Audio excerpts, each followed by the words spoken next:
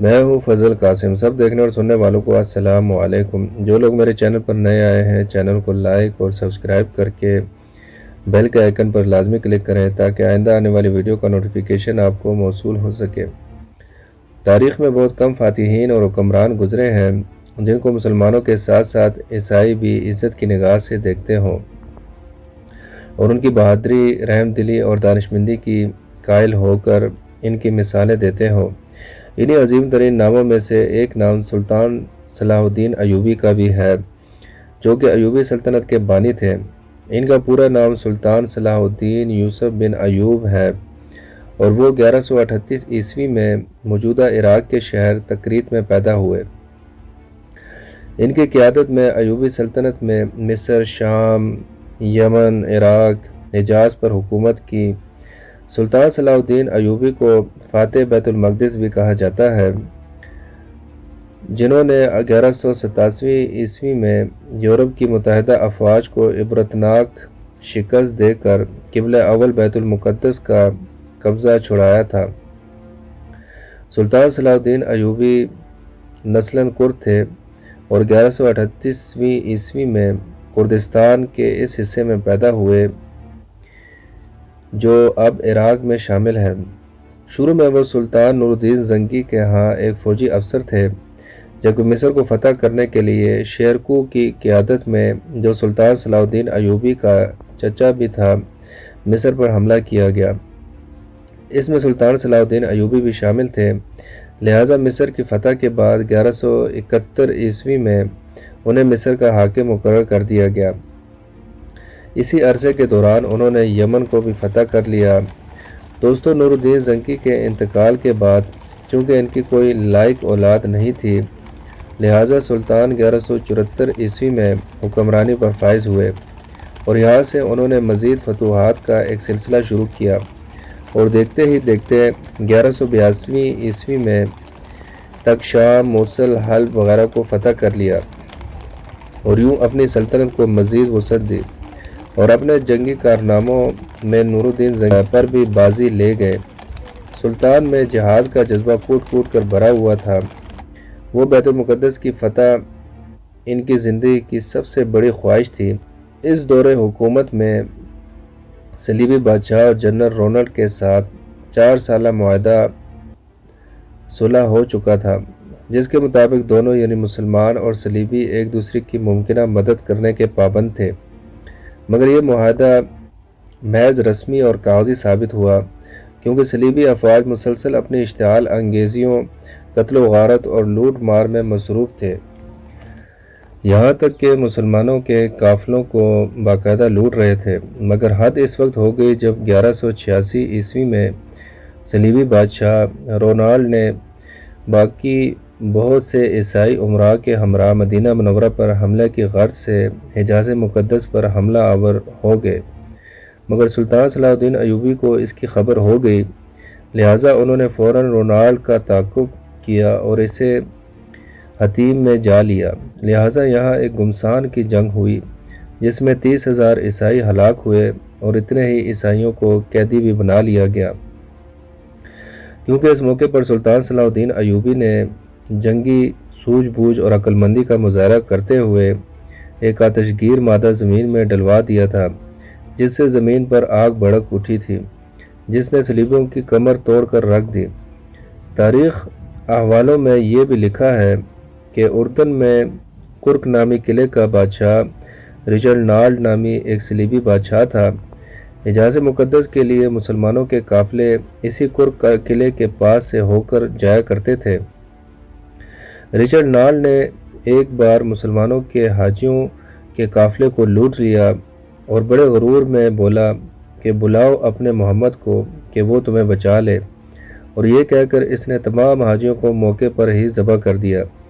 دوستو، یہ خبر جب سلطان صلاح الدین ایوبی تک پہنچی تو وہ غصے سے تلملا اٹھے اور اس موقع پر قسم اٹھا لی کہ جب تک ظالم کو اپنے ہاتھوں سے قتل نہیں کروں گا چین کی نیند نہیں سوؤں گا۔ اسی دوران تقریباً پونے 3 سال کے عرصے تک سلطان کبھی کروٹ لگا کر نہ لیٹے۔ جبکہ زیادہ نیند ان کو ستاتی تو وہ خیمے میں موجود پائیدان کے ساتھ ٹیک لگا کر اپنی نیند پوری کر لیتے۔ دوستو، دوسری مرتبہ اسی رچرڈ نارڈ بادشاہ نے ایک مزید ناپاک حرکت کرتے ہوئے حجاز مقدس کی طرف اپنی فوج کے ساتھ لشکر کشی کی، مگر یمبو کی بندرگاہ پر پہنچنے پر اس نے موسمی حالات کا سامنا کرنا پڑا اور اسے لگا کہ وہ اس سے مزید آگے نہیں جا پائے گا، لہٰذا وہ اسی طرح واپس لوٹ آیا۔ اس موقع پر بھی جب سلطان صلاح الدین ایوبی کو اس چیز کی خبر ہوئی تو انہوں نے رچرڈ نارڈ کی قتل کی دوبارہ قسم کھائی۔ دوستو، سلطان کو صلیبی اپنی نسل کے لیے سب سے بڑا خطرہ قرار دیتے تھے، کیونکہ وہ ان کی ذہانت، بہادری اور جنگی حکمت عملی کے قائل تھے۔ لہٰذا اس بار انہوں نے 12 عیسائی بادشاہوں کا گٹھ جوڑ قائم کیا اور سلطان صلاح الدین ایوبی پر حملہ کرنے کے لیے نکل کھڑے ہوئے، جبکہ سلطان صلاح الدین ایوبی اکیلا ہی اپنی فوج کے ہمراہ لڑنے کے لیے نکل پڑے، اور یوں حطین کے مقام پر تاریخی جنگ ہوئی جس میں پورا یورپ سلطان سے لڑنے کے لیے نکل آیا، مگر پھر بھی ان کو سلطان صلاح الدین ایوبی کے ہاتھوں شکست کا سامنا کرنا پڑا۔ لہٰذا جنگ میں ہارنے کے بعد جب عیسائیوں کے 12 بادشاہ سلطان کے خیمے میں بھیجے گئے، پیاس کی شدت سے سب ہی بادشاہوں کی بری حالت تھی۔ سلطان ایوبی نے سب ہی کو پانی پیش کیا سوائے رچرڈ نارڈ کے، لہٰذا یروشلم کے بادشاہ ہامفری نے اپنا پانی بچا کر رچرڈ نارڈ کو پیش کیا۔ اس موقع پر سلطان صلاح الدین ایوبی ہامفری کو کہا، یہ پانی اسے تم دے رہے ہو، میں نہیں دے رہا، کیونکہ اسلام میں اگر آپ کسی کو پانی پلا دیتے ہیں تو اسے امن کی علامت سمجھا جاتا ہے، پھر آپ اس شخص پر ہاتھ نہیں اٹھا سکتے۔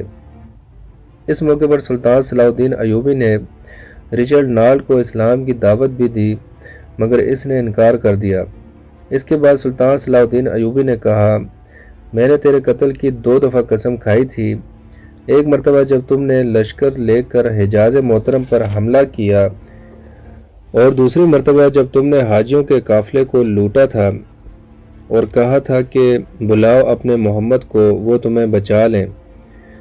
لہٰذا میں نے ان دونوں موقعوں پر قسم کھائی تھی کہ میں تجھے اپنے ہاتھوں سے قتل کروں گا، اور آج حضرت محمد صلی اللہ علیہ وآلہ وسلم کا ادنا سا خادم اس فریضے کو سر انجام دینے لگا ہے۔ جس کے بعد سلطان نے اپنی تلوار اٹھائی اور رچرڈ نارڈ کی گردن کاٹ دی، مگر گردن پوری طرح نہ کٹی اور ایک جانب کو لٹک گئی۔ یہ منظر دیکھنے کے بعد وہاں موجود تمام بادشاہوں پر کپ کپی طاری ہو گئی۔ دوستو، اس جنگ کے بعد اسلامی افواج عیسائیوں کے علاقے پر چھا گئیں۔ حطین کی فتح کے بعد سلطان صلاح الدین ایوبی بیت المقدس کی فتح کے لیے نکل پڑے، اور ایک ہفتے کی مسلسل خون ریزی کے بعد آخر کار عیسائیوں نے ہتھیار ڈال دیے اور رحم کی درخواست کی۔ یوں بیت المقدس پورے 91 سال بعد مسلمانوں کے قبضے میں آ گیا اور تمام فلسطین سے مسیحی حکومت کا مکمل خاتمہ ہو گیا۔ بیت المقدس کی فتح سلطان کی سب سے بڑی خواہش تھی اور ان کا سب سے بڑا کارنامہ بھی تھا۔ انہوں نے مسجد اقصیٰ میں داخل ہو کر نور الدین زنگی کا تیار کردہ منبر اپنے ہاتھوں سے مسجد میں رکھا۔ اس طرح نور الدین زنگی کی خواہش سلطان کے ہاتھوں پوری ہوئی۔ سلطان صلاح الدین ایوبی نے بیت المقدس میں داخل ہو کر مظالم نہیں کیے جو اس شہر پر قبضے کے بعد عیسائی افواج نے کیے تھے۔ وہ ایک مثالی فاتح کی حیثیت سے بیت المقدس میں داخل ہوئے اور فدیہ لے کر ہر عیسائی کو امان دے دی، اور جو غریب فدیہ نہیں دے سکتے تھے ان کے فدیے کی رقم خود صلاح الدین ایوبی اور ملک و عادل نے خود ادا کی۔ دوستو، بیت المقدس کی فتح کے بعد چونکہ تمام مسیحی حکومت ختم ہو گئی تھی جو فلسطین میں 1099 عیسوی سے قائم تھی، اور تمام فلسطین مسلمانوں کے قبضے میں آ گیا تھا، جو کہ 761 سال تک مسلسل مسلمانوں کے قبضے میں رہا، یہاں تک کہ 1948 میں امریکہ، برطانیہ اور فرانس کی مشترکہ سازش سے فلسطین کے علاقے میں یہودی سلطنت قائم کی گئی جس کا نام اسرائیل ہے، اور بیت المقدس کا نصف حصہ ان یہودیوں نے قبضے میں لے لیا۔ 1967 کی عرب اسرائیل جنگوں میں بیت المقدس پر اسرائیلیوں نے دوبارہ قبضہ کر لیا اور یوں آج بھی قبلہ اول بیت المقدس کسی سلطان صلاح الدین ایوبی کا منتظر ہے۔ دوستو، بیت المقدس پر قبضے کی خبر جب یورپ پہنچی تو تمام یورپ میں کوہرام مچ گیا اور ہر طرف لڑائی کی تیاریاں ہونے لگیں۔ جرمنی، اٹلی، فرانس اور برطانیہ کی فوجیں اس قبضے سے لڑنے کے لیے روانہ ہونے لگیں۔ یورپ کی اس متحدہ فوج کی تعداد 6 لاکھ کے قریب تھی۔ عیسائی فوج نے اب تک اتنی عظیم الشان فوج ابھی تک قائم نہیں کی تھی۔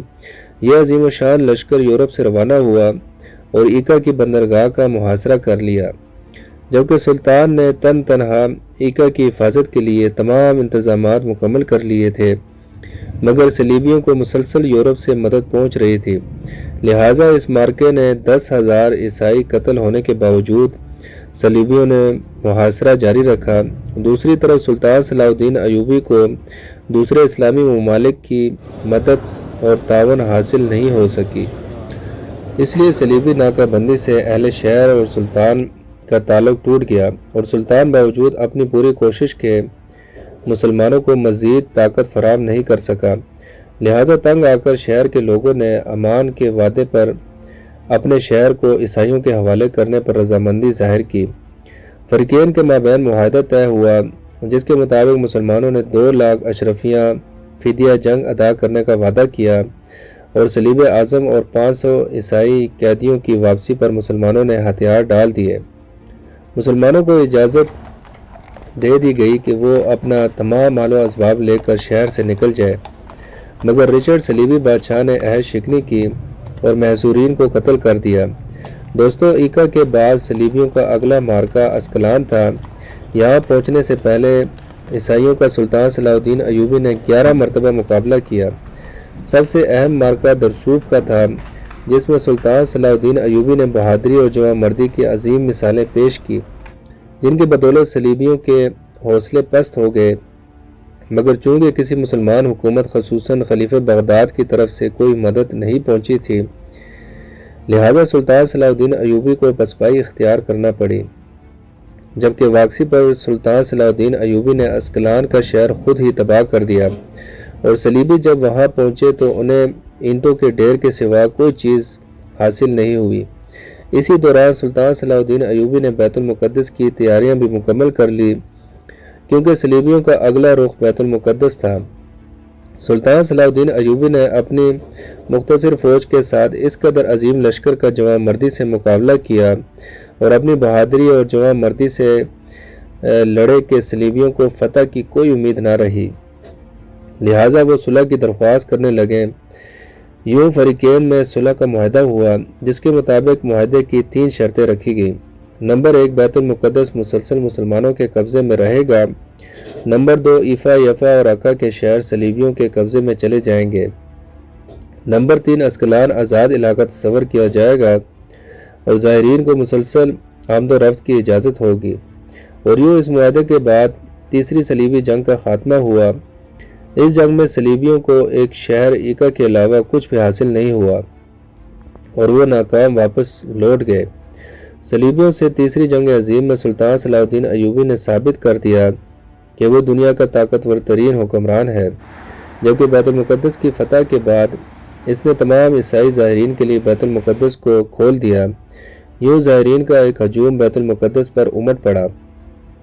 لہٰذا صورتحال کو دیکھتے ہوئے خلیفہ وقت نے سلطان صلاح الدین ایوبی کو مشورہ دیا کہ پوری دنیا سے آنے والے زائرین کے لیے ایک طریقہ کار واضح کیا جائے اور چند ہی لوگوں کو یہاں آنے کی اجازت دی جائے، جبکہ اس کے جواب میں سلطان صلاح الدین ایوبی نے جواب دیا کہ لوگ دنیا سے کئی 100 میل کا فاصلہ طے کر کے یہاں زیارت کے لیے آتے ہیں، لہٰذا انہیں اس مقدس جگہ کی زیارت سے روکنا نا انصافی ہوگی۔ دوستو، سلطان صلاح الدین ایوبی ایک ایسا عظیم حکمران تھا جو میدان جنگ میں قہر برپا کرنے والا ایک بہادر جنگجو تو تھا ہی، لیکن ایک رحم دل انسان بھی تھا۔ سلطان صلاح الدین ایوبی نماز پنجگانہ کا پابند اور نفلی عبادات گزار تھا۔ اس نے کبھی کوئی نماز نہیں چھوڑی تھی اور نہ ہی قضا کی تھی۔ ان کے ساتھ ہمیشہ ایک امام موجود ہوتے تھے اور اگر کوئی امام موجود نہ ہوتا تو یہ کسی عالم دین کے پیچھے نماز پڑھ لیتے جو وہاں موجود ہوتا تھا۔ سلطان نے ساری عمر جو بھی کمایا اس کا بیشتر حصہ صدقے اور خیرات میں خرچ کر دیا، اور کبھی وہ اتنی دولت جمع نہیں کر پائے کہ وہ زکوٰۃ ادا کر پاتے۔ ان کی ایک بہت بڑی خواہش تھی کہ وہ حج کا فریضہ انجام دے سکے، مگر وہ جہاد میں اس قدر مصروف رہے اور نہ ہی اتنی رقم جمع کر سکے کہ وہ حج کا فریضہ سر انجام دے سکے، لہٰذا یہی خواہش لے کر وہ انتقال کر گئے۔ دوستو، ایک عظیم حکمران بننے کے لیے انسان کو ہمت والا، اصولوں کا پابند، مضبوط ارادوں والا، مگر انصاف اور رحم کرنے والا ہونا چاہیے۔ سلطان ہر پیر اور جمعرات کو ایک اجلاس منعقد کرتے تھے جس میں وہ بیٹھ کر عام عوام کی فریاد سنا کرتے تھے۔ اس محفل میں قانون دان، قاضی صاحبان اور عالم دین بھی شرکت کرتے تھے۔ انہوں نے پوری زندگی کبھی بھی کسی کی مدد کرنے میں کوئی کوتاہی نہیں برتی اور نہ ہی کسی سے بد کلامی کی، نہ کسی مسلمان کے خلاف اپنے قلم کو استعمال کیا۔ وہ اتنے زیادہ رحم دل تھے کہ جب انگریزوں کا بادشاہ شیر دل رچرڈ، جو سلطان کا ازلی دشمن تھا، بیمار پڑا تو سلطان نے اس کی طبیعت معلوم کی اور ساتھ ہی پھلوں کا تحفہ بھیج دیا۔ وہ صلیبی جو بھوک اور غربت کے ستائے ہوئے تھے، وہ دشمن کی یہ اعلیٰ ظرفی دیکھ کر دنگ رہ گئے، لہٰذا یہی وجہ تھی عیسائی ان کی بہادری اور رحم دلی کی بنا پر آج تک انہیں یاد کرتے ہیں۔ سلطان نے 57 سال کی عمر میں وفات پائی اور ان کے انتقال کے بعد ان کی جائیداد کی کل قیمت 39 درہم اور 1 دینار تھی، اور انہوں نے اپنی نسلوں کے لیے کوئی دولت کے انبار یا اثاثہ نہیں چھوڑا۔ ان کے وفات کے بعد ان کا کل اثاثہ 1 گھوڑا، 1 تلوار، 1 زرہ، 1 دینار اور 39 درہم تھے۔ یہ اتنی رقم تھی کہ سلطان کی تدفین بھی ان پیسوں میں نہیں ہو سکتی تھی، لہٰذا خلیفہ وقت نے ان کی تدفین کے اخراجات برداشت کیے۔ سلطان نے ساری زندگی اپنے لیے گھر نہیں بنایا کیونکہ وہ خیمے میں سپاہیوں کے ساتھ سو جایا کرتے تھے اور انہی کے ساتھ ہی کھانا کھایا کرتے تھے۔ ان کے دوست ان سے اکثر کہا کرتے تھے کہ آپ اپنے لیے بھی کچھ بنا لیں، مگر سلطان کا جواب ہمیشہ یہی ہوتا تھا کہ دنیا کا مال دنیا میں ہی رہ جائے گا، میں کیوں نہ ایسا مال بناؤں جو مرنے کے بعد بھی میرے ساتھ زندہ رہے اور قبر میں بھی مجھے زندہ رکھے اور اپنے رب کے سامنے مجھے سرخ روح کر دے۔ دوستو، سلطان تاریخ انسانی کے عظیم حکمران تھے جن کی زندگی سے ہمیں بہت کچھ سیکھنے کی ضرورت ہے۔ وہ اسلامی تاریخ کے ہیرو تھے، جبکہ ہماری نئی نسل اور روشن خیال نسل ان کی زندگی کے بارے میں بہت کم جانتی ہے، کیونکہ آج ان کی مائنڈ پروگرامنگ اس طرح کی گئی ہے کہ ان کے ہیرو سپرمین، بیٹ مین یا اس طرح کے دوسرے کارٹون کریکٹر ہو چکے ہیں جو محض تصوراتی ہیں اور حقیقی دنیا میں کوئی وجود نہیں رکھتے، اور ہم نے اپنے اسلامی تاریخ کے ہیرو کی زندگی کو فراموش کر دیا ہے۔ ان کی زندگیوں سے سبق لینے کی بجائے ہم نے ویسٹرن کلچر کو فالو کرنا شروع کر دیا ہے، اور یہی وجہ ہے دوبارہ اب کوئی سلطان صلاح الدین ایوبی نہیں آ سکا۔ تاریخ گواہ ہے، جو قوم اپنی تاریخ بھلا دیتی ہے وہ خود بھی صفحہ ہستی سے مٹ جاتی ہے۔ تو پیارے دوستو، یہ تھی میری آج کی ویڈیو کیسی لگی کامنٹ میں ضرور بتائیے گا۔ تو انشاءاللہ ایسی انفارمیٹیو ویڈیو کے ساتھ بہت جلد دوبارہ ملتے ہیں، تب تک کے لیے خدا حافظ۔